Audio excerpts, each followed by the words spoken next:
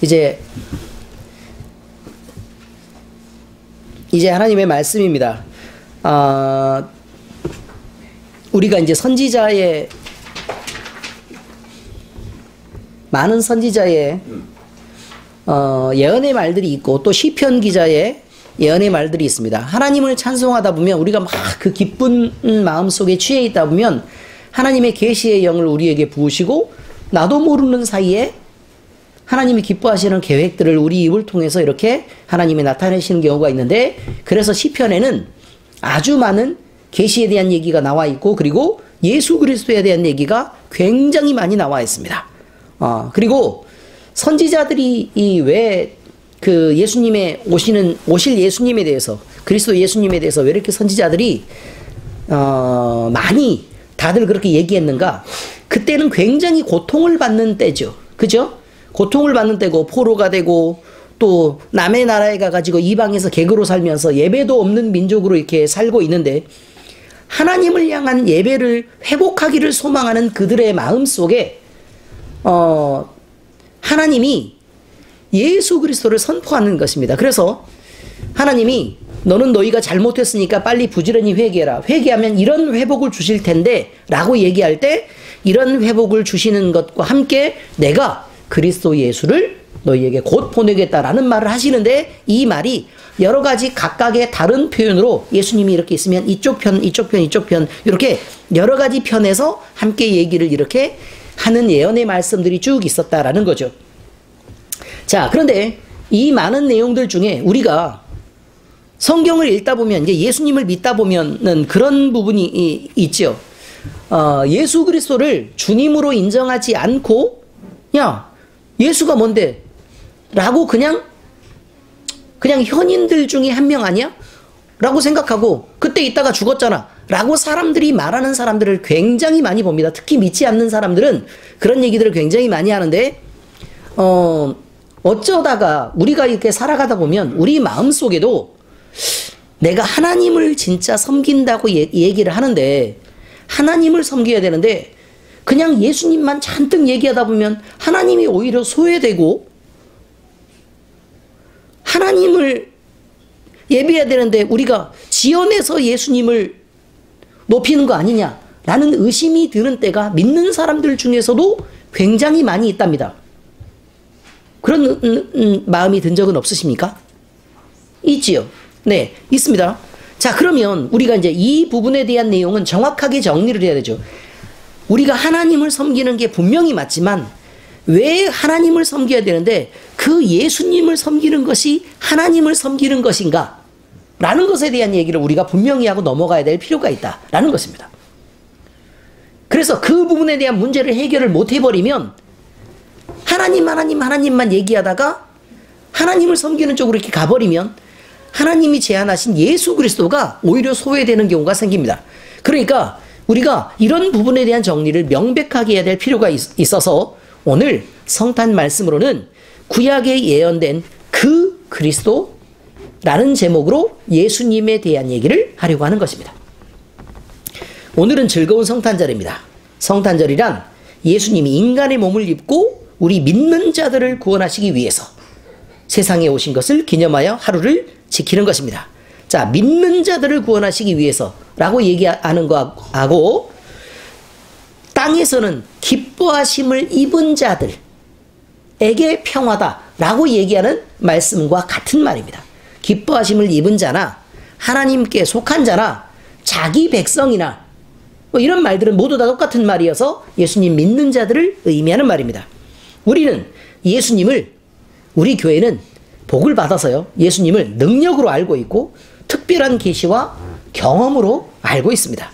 그러나 세상 모든 사람에게 이런 은혜가 미치는 게 아니고 아주 특별하게 극소수의 단 몇 명에게만 이런 은혜가 미치는 것인데, 우리 주변에 흔하다 보니 우리가 만나는 사람들은 다 여기 있는 사람들 뿐이고 대인관계가 지나치게 협소해서 아는 30명 속에 여기에 30명이 대부분 다 있고, 이러면 그냥 다 예수 믿는 사람들은 다 그렇게 이렇게 경험하고 이런 특별 계시를 체험하면서 이렇게 살아가는구나 라고 여러분이 착각할 수 있는데, 여러분이 밖에 나가서 한번 보시면 알지만 예수님 믿는 사람을요, 보기가 굉장히 드뭅니다.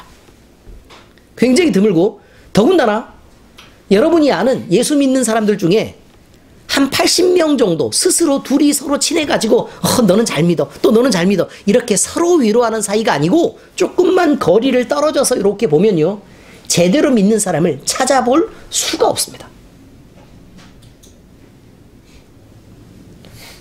그래서 우리가 받은 복이 늘 누구에게나 미치는 은혜가 아닌 것을 여러분들이 아신다면 예수님의 태어나심을 목자들에게 천사가 가서 그 몇 명의 목자에게만 그 소식을 전했던 그 자리에 여러분이 있게 되는 감동들을 갖게 되실 거다, 그런 말입니다.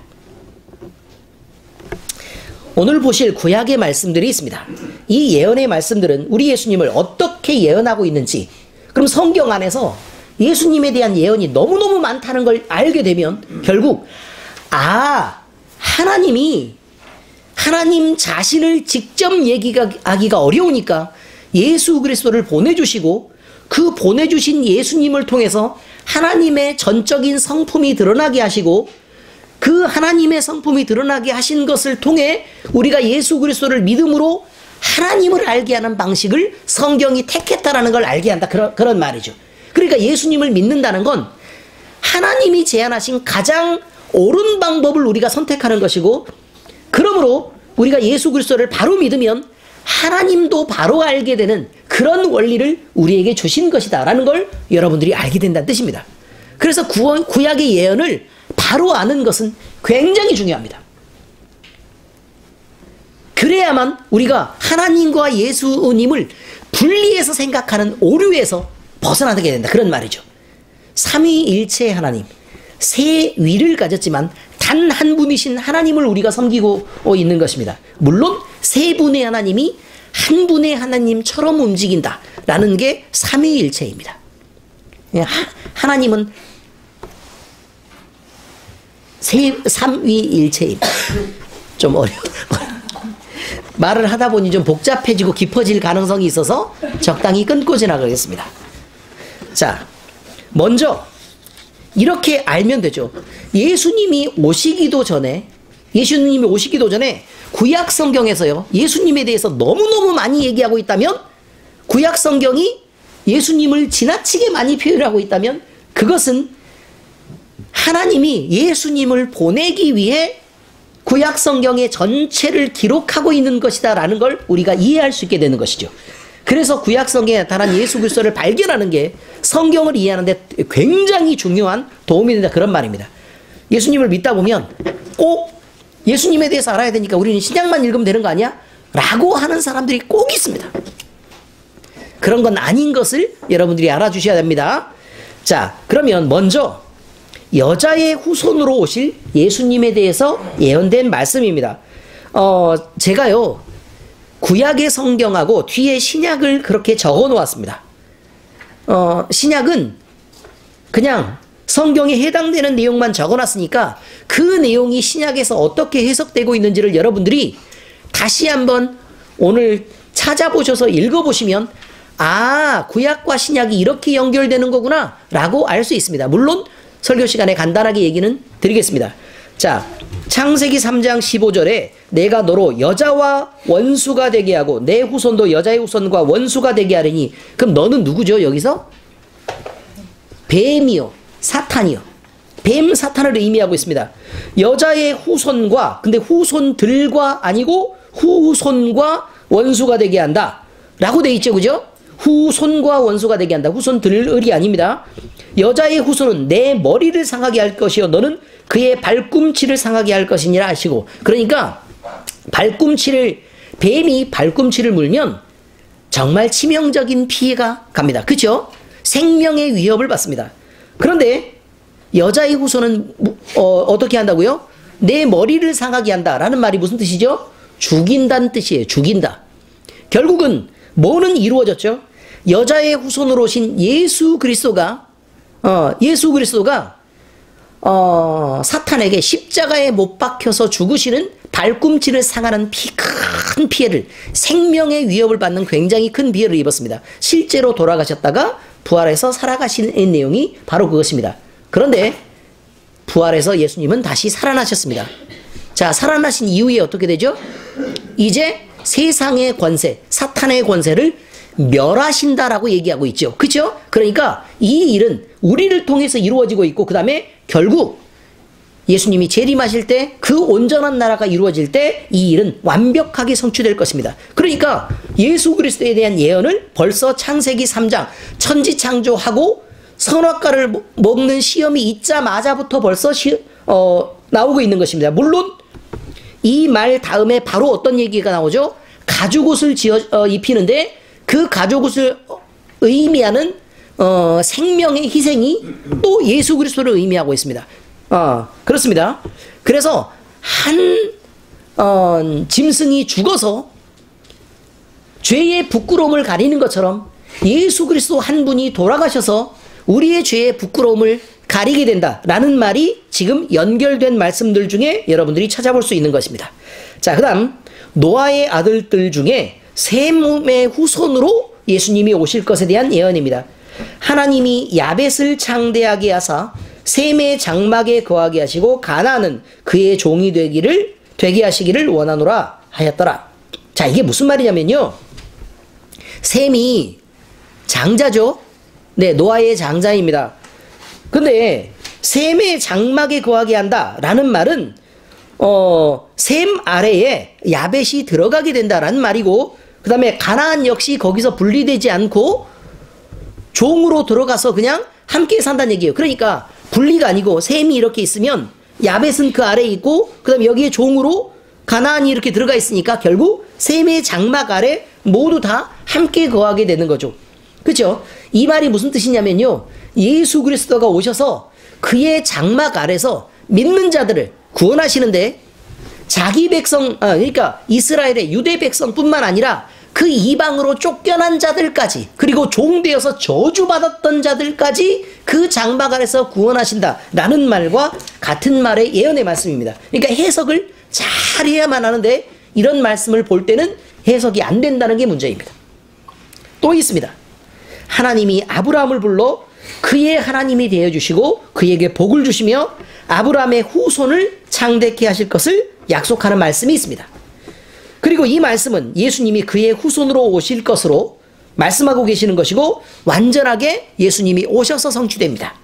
약속에 신실하신 하나님은 예수님을 믿는 모든 자들에게 성경에 예언된 말씀대로 예수님으로 말미암아 구원을 베푸시려고 온 땅의 모든 족속에게 베푸는 큰 은혜를 주시는 것입니다. 창세기 12장 3절에 보니까 너를 축복하는 자에게는 내가 복을 내리고 너를 저주하는 자에게는 내가 저주하리니. 어디서 많이 듣던 말씀 아닙니까? 그렇죠? 네, 땅의 모든 족속이 너로 말미암아 복을 얻을 것이라 하신지라. 이건 누구한테 하신 말씀일까요? 아브라함에게 하신 말씀이죠. 근데 왜 너로 말미암아 복을 얻을 것인가? 근데 신기한 거는요, 아브라함이 그렇게 하면 아브라함에게 축복하는 자를 축복하고 아브라함을 저주하는 자에게를 저주한다, 이렇게 지금 돼 있는데, 신기한 건 아브라함에게 한 약속은요, 하나님이 하신 약속은 보세요. 죄의 종으로 우상을 섬기며 살던 갈대아 우르에서 끌어내서 하란 땅으로 끌어내시고 다시 가나안으로 이끌어서 젖과 꿀이 흐르는 그 가나안 땅을 밟게 하십니다. 그리고 나서 아브라함에게는 내가 이 땅을 너에게 주겠다 라고 얘기하는데, 그 땅의 의미는 종되었던 애굽 땅에서부터 다시 끌어내서 이 땅으로 돌아오게 되면 하나님의 나라를 만들고 하나님이 왕이 되고 너는 그 백성이 되는 나라를 만들겠다고 얘기하신 것입니다. 그죠? 근데 그 나라는 다윗과 솔로몬에 의해서 완성이 되었는데도 불구하고 그 땅은 온전한 모습이 아니었습니다. 그래서 계속해서 왕에 대한 얘기가 나오고 예언에 대한 얘기가 뒤로 계속 나와요. 이상하지 않습니까? 그죠? 왜 그렇게 나오냐면 그 뒤로 온전하게 그 땅을 회복시키시고 온전하게 만드실 하나님의 나라를 만드는 진짜 왕이 오실 거라는 거예요. 그 진짜 왕이 누구로 오시냐면 아브라함의 후손으로 오시니까 너로 인해서 복을 받는다라는 말은, 온 땅의 모든 족속이 너로 인해서 복을 받는다는 말은 아브라함의 후손 중에 예수님이 오신다는 얘기를 표현하고 있는 것이라, 그런 말이죠. 복은요 예수 그리스도 뿐입니다. 그렇죠? 그러니까 당연히 이 말씀을 해석할 때는 그렇게 받아들이는 것이 옳다라는 것이죠. 또 성경에는 예수님을 이삭의 후손으로 표현하기도 합니다. 하나님이 이르시되 아니라 내 아내 사라가 내게 아들을 낳으리니 너는 그 이름을 이삭이라 하라. 내가 그와 내 언약을 세우리니. 아브라함이 지나갔는데 너로 인해서 복을 받는다 그랬는데 아들인 이삭이 태어났는데 또 이삭하고 또 그러고 있죠. 그러면 이건 하나님의 배신인가요? 아니죠. 하나님의 배신이 아니고 일관되게 누구를 향해 가고 있어요? 그 후손 중에 있는 예수 그리스도를 향해 가고 있는 언약이라 그 말이죠. 그와 내 언약을 세우리니 그의 후손에게 영원한 언약이 되리라, 이렇게 말하고 있습니다. 창세기 12장 보니까 하나님이 아브라함에게 이르시되 내 아이나 내 여종으로 말미암아 근심하지 말고 사라가 내게 이른 말을 다 들으라. 이삭에게서 나는 자라야 내 씨라 부를 것임이니라. 그러니까 결국은 예수 그리스도로 지금 계속해서 내 씨란 말은, 그러면 이삭 자체가 아니고 이삭에게서 난 자가 내 씨다 라고 얘기했으니까 그 후손 중에 누구를 지칭하는 말이지 이삭 자신을 지칭하는 말이 아니란 말입니다. 아브라함도 아브라함 자신을 지칭하는 말이 아니라 아브라함의 후손으로 오는 어느 누구를 지칭하는 말이죠. 이게 복수형으로 쓰이지 않고 단수형으로 쓰였다는 게 히브리서 11장 18절입니다. 단 한 명을 가리키고 있습니다. 그 단 한 명이 누구죠? 예수 그리스도라, 그런 말이죠. 그러니까 연결을 해보면 알 수 있다, 그런 말입니다. 하나님은 아브라함에게서 나온 나라가 강대할 것을, 그리고 그 나라를 통해서만 축복이 임할 것을 여러 차례 확인시켜 주는데 그 대표적인 말씀이 창세기 18장 18절에 나옵니다. 아브라함은 강대한 나라가 되고 천하 만민은 그로 말미암아 복을 받게 될 것이 아니냐. 의문문으로 되어 있네요. 너무 당연한 거 아니냐 그 말이죠. 자, 이게 무슨 말이냐면 아브라함이요 무슨 나라를 만들어요. 아브라함이 그냥 살다 죽었다니까요. 그렇죠? 그냥 살다 죽었어요.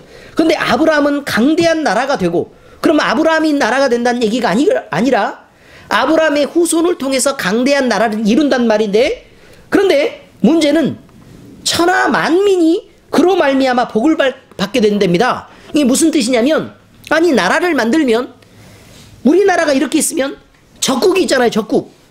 그러면 우리나라가 강성하면 적국은 어떻게 되죠? 피해를 입게 되죠. 당연하지 않습니까?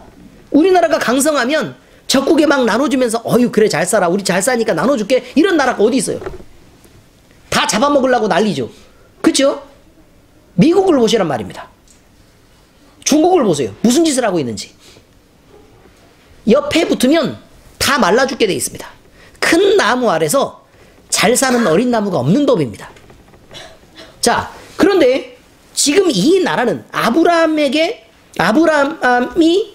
그 후손을 통해서 만들어지는 그 나라는 천하 만민에게 복을 받게 하는 복의 근원이 된다라는 말을 하고 있으니까, 그러면 이 나라는 나라의 국경을 정해서 만들어지는 나라가 아니라 온 세상을 편만하게 지배하는 나라일 것이다 라는 것을 예상할 수 있는 거 아닙니까? 그렇죠? 그래서 그 나라는 다윗이나 솔로몬이 만든 나라가 아니라 예수 그리스도를 통해서 온 세상에 믿는 자들을 구원하시는 하나님의 나라다라고 지금 얘기하고 있는 것입니다. 또 약속의 자녀, 즉 메시아이신 예수 그리스도는 이스라엘뿐만 아니라 그 은혜가 천하 만민에게 미쳐서 이방인에게도 축복이 될 것을 예언하고 있습니다. 아니 그러면 나라의 경계를 넘었죠. 그죠? 나라의 경계를 넘었습니다. 창세기 22장에 보니까요, 또 내 씨로 말미암아 천하 만민이 복을 받으리니 이는 내가 나의 말을 준행하였음이니라 하셨다 아니라. 그리고 창세기 26장에 보니까 내 자손을 하늘의 별과 같이 번성하게 하며 이 모든 땅을 내 자손에게 주리니 내 자손으로 말미암아 천하 만민이 복을 받으리라. 자손들로 하여금이 아니고 내 자손으로 하여금 천하 만민이 복받게 하겠다 라는 말이죠. 그래서 성경은요, 잘못 읽으면 그냥 자식들이 잘 된다는 얘기네, 그렇게 받아들이기 쉽다니까요. 그래서 하나님을 잘 믿으면 자식 잘 되는구나 이렇게 생각해서 내가 하나님 잘 믿고 그렇게 해봤더니 내 새끼가 예수님도 잘 믿고 막 똑똑하고 막 잘 되고 그래야 되는데 되게 이상한 건 잘 안 돼요. 그렇지 않습니까? 막 교회만 쫓아다니고 열심히 막 예배 드린다고 막 교회 봉사한다고 자식 팽개치고 막 이렇게 하나님 사랑한다고 새벽기도 나가고 막 이렇게 하는데 자식들은 나 삐뚤어질 거야 막 이렇게 된다니까요. 이런 이상한 일들이 벌어지게 되는 거예요. 그런데 이거는요, 너무 당연한 일입니다. 여러분이 잘 몰라서 그러는 것이죠.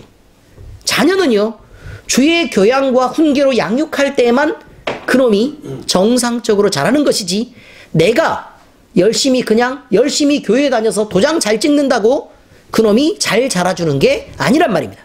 주의 교양과 교훈과 훈계로 양육하는 열심들이 있어야 합니다. 그래서 그것이 바른 것인 걸 가르치고 내 삶에서 내 가르침이 옳은 것을 보이는 것입니다. 내가 하나님을 사랑하고 너는 하나님 앞에서 바르게 살아야지 라고 얘기하면 내가 바르게 살아야 내가 믿는 하나님이 바른 것을 알죠. 그렇지 않습니까? 이런 상식에서 벗어난 행동들을 하면 오히려 우리가 믿는 예수 그리스도를 자식들이 무시하게 됩니다. 그렇게 예수 믿을 건데 엄마처럼 예수 믿을 거면 난 안 해? 아빠처럼 그렇게 하나님이 그렇다면 하나님이 절대로 살아있을 리가 없어 라는 확신을 여러분들이 주게 되는 것입니다. 그래서 내 새끼를 내가 망치게 되죠. 대부분 자식들이 예수님을 안 믿고 또 안 믿으려고 노력하는 자식들에게는 먼저 믿은 엄마 아빠의 잘못된 행동이 반드시 들어있다는 걸 잊으시면 안 됩니다. 이것은 이스라엘의 민족의 범위를 벗어난 구원을 말하고 있고 행위의 보상을 통해 구원을 얻는다라는 것이 아닌 믿음을 통해서 얻는 구원을 말하고 있습니다. 왜냐하면 예를 들어 이스라엘의 땅 속에 들어있는데 아브라함의 자손으로 온 이 피가 섞인 애들만 구원을 한다. 이 거룩한 피를 구원한다 라고 얘기하면, 그리고 율법을 잘 지킨 자들만 구원한다. 그러면 행위나 피에 의한 결과죠. 그런데 피도 안 섞였지, 민족도 바깥쪽으로 빠져나갔지, 그런데 그 이방을 구원한다고 얘기합니다. 그러면 결국 그 구원의 방식은 뭐일 수밖에 없죠? 혈연이나 또는 행위의 구원이 아니란 말입니다. 그렇죠? 이것은 아브라함으로 대표되는, 다시 말해서 율법 이전의 사람 아브라함, 약속의 사람 아브라함, 그러니까 약속을 믿고 그 약속으로부터 오는 그 후손을 믿는 자에게 구원을 주시는 하나님, 다시 말해서 예수 그리스도를 말하고 있단 말입니다. 성경을 읽어보면 너무 이런 것들을 예수 그리스도로 초점을 맞춰보면요, 기가 막히게 맞아떨어지는, 성경이 너무너무 신기한 내용으로 되어 있다는 걸 여러분들이 분명히 발견하게 된단 말이죠. 그래서 이렇게 말합니다. 내 자손이 땅에 티끌같이 되어 내가 서쪽과 동쪽과 북쪽과 남쪽으로 퍼져나갈지며 땅의 모든 족속이 너와 내 자손으로 말미암아 복을 받으리라. 또 있습니다. 예수님은 유다 족속에게서 나실 것도 예언되어 있습니다. 창세기 49장 보니까 규가 뭐죠? 홀이요, 홀. 상징하는 거는요, 왕입니다. 네, 왕. 규가 유다를 떠나지 아니하며 통치자의 지팡이가 그 발 사이에서 떠나지 아니하기를 실로가 오시기까지 이르리니 그에게 모든 백성이 복종하리로다. 됐습니까? 그냥 백성이 아니고 모든 백성입니다. 모든 백성. 그러니까 유다 부족에게서 예수님이 나실 것과 그리고 그에게 복종해야 되는 그 그가 만드는 나라가 있다는 것입니다. 그런데 그 나라는 앞에 있는 내용을 쭉 보니까 유대의 땅에 국한되는 나라가 아니라 이방까지 퍼져나가서 천하 만민이 섬기는 나라, 그 나라를 만드시는 메시아가 오신다는 것입니다. 이스라엘이 그 후에요, 이제 종으로 살다가 출애굽할 때가 있습니다. 사람이든 짐승이든 간에 애굽 땅의 장자를 모두 죽이는 10번째의 기적이 있었습니다. 하나님은 이스라엘 자손에게 속한 마다들과 처음 난 짐승들이 죽지 않게 하기 위해서 문설주에다가 어린 양의 피를 바르라 그러고, 그 피를 발라진 증거가 있는 집은 뛰어넘어서 죽음을 면하게 됩니다. 자, 그리고 나서 발생한 게 두 가지입니다. 첫 번째는 뭐냐면 어린 양의 피의 흔적을 가진 자는 죽지 않는다. 나는 첫 번째와 둘째, 그때 죽지 않은 장자는 모두 하나님의 소유를 삼는다 라는 것입니다. 모두 하나님의 소유를 삼는다. 자, 이게 왜 의미적으로 중요하느냐? 이것은 우리 믿는 자들의 형제가 되신 예수 그리스도가 우리를 대표하는 장자로서의 권위를 가지고 그 장자로 서신 예수님을 통해 하나님이 예배를 받으신다, 그런 말이죠. 그러니까 장자를 인정받는 레위 지파가 제사장 지파가 된 것과 같은 말입니다. 출애굽기 13장 2절에 보니 이스라엘 자손 중에서 사람이나 짐승을 막론하고 태에서 처음 난 모든 것은 다 거룩히 구별하여 내게 돌리라. 이는 내 것이니라 하시니라. 또 있습니다. 이 예수님은 광야의 노뱀으로 보여집니다. 나무에 매달려 그를 바라보는 모든 자는 다시 살리심을 얻게 됩니다. 죽을 자리에서 살리심을 입게 되죠. 민수기 21장 8절에 보니까 여호와께서 모세에게 이르시되 불뱀을 만들어 장대 위에 매달아라. 물린 자마다 그것을 보면 살리라. 이것은 십자가에 매달리신 예수 그리스도를 보면 산다는데 안 보고 끝까지 고개를 숙이고 나를 쳐다보고 저는 어떻게 해야 되나요? 제 상황은 너무 힘든데 저는 어떻게 해야 되죠? 라고 끊임없이 지금 우리 교회도 저한테 계속 얘기를 합니다. 저는 어떻게 해야 되죠? 저는 어떻게 해야 되죠? 제가 해줄 수 있는 말은 이거예요. 저기 십자가에 달리신 예수 그리스도가 있지 않느냐? 그분을 보면 산다니까요.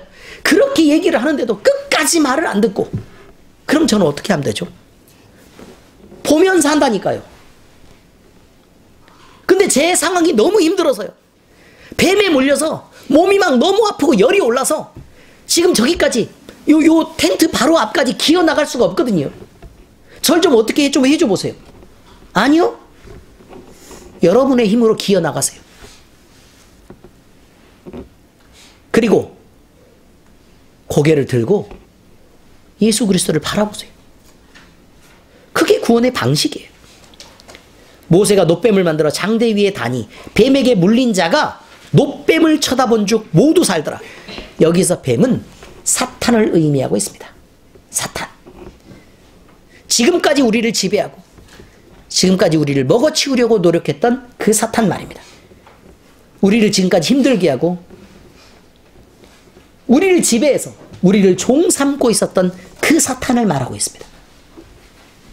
그 사탄이 우리를 죽이려고 하고 있습니다. 그런데 말이죠, 우리는 장대 위에 높이 달리신 십자가에 매달리신 예수 그리스도를 보면 삽니다.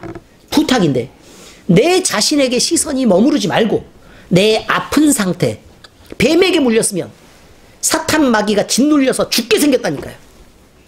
그러니 제발 고개를 들고 예수님을 보시라니까요. 그러면 산대잖아요. 성경 말씀에. 또 하나님은 우리를 위하여 선지자를 보내주시겠다고 말씀하셨습니다. 그런데 그 선지자는 일반적인 선지자가 아닙니다. 그 선지자는 하나님의 말씀을 갖고 있고 땅에서 하나님의 권위를 가진 특별한 사람이었습니다. 이분 역시 예수 그리스도를 말하고 있습니다. 신명기 보니까요, 내 하나님 여호와께서 너희 가운데 내 형제 중에서 너를 위하여 나와 같은 선지자 하나를 일으키시리니. 그럼 보세요. 하나님 여호와께서 나와 같은 선지자를 일으키시리니 너희는 그의 말을 들을지어다. 이것이 곧 내가 총회의 날에 호렙산에서 내 하나님 여호와께 구한 것이라. 곧 내가 말하기를 내가 다시는 내 하나님 여호와의 음성을 듣지 않게 하시고 다시는 이 큰 불을 보지 않게 하소서. 두렵건대 내가 죽을까나이다. 하나님을 직접 볼 수 없으니 하나님을 표현하는 어떤 선지자를 보내달라는 것입니다. 하나님을 직접 볼 수 없으니 내가 하나님은 너무 두렵고 무서우니까 하나님을 표현하는 선지자를 보내달라고 얘기하는 것이죠. 여호와께서 내게 이르시되 그들의 말이 옳도다. 무슨 뜻이냐면 그래 너희가 나를 직접 보면 죽지 라는 것이죠. 내가 그들의 형제 중에서 너와 같은 선지자 하나를 그들을 위하여 일으키고 내 말을 그 입에 두리니 내가 그에게 명령하는 것을 그가 무리에게 다 말하리라. 일부가 아니고요. 다 말하리라. 누구든지 내 이름으로 전하는 내 말을 듣지 아니하는 자는 내게 벌을 받을 것이다. 이렇게 말합니다. 여러분, 그를 일으키는데 그를 믿지 않으면, 내가 선지자를 보내는데 어떤 선지자냐면 하나님을 대변하는 선지자, 하나님의 권위를 가진 선지자,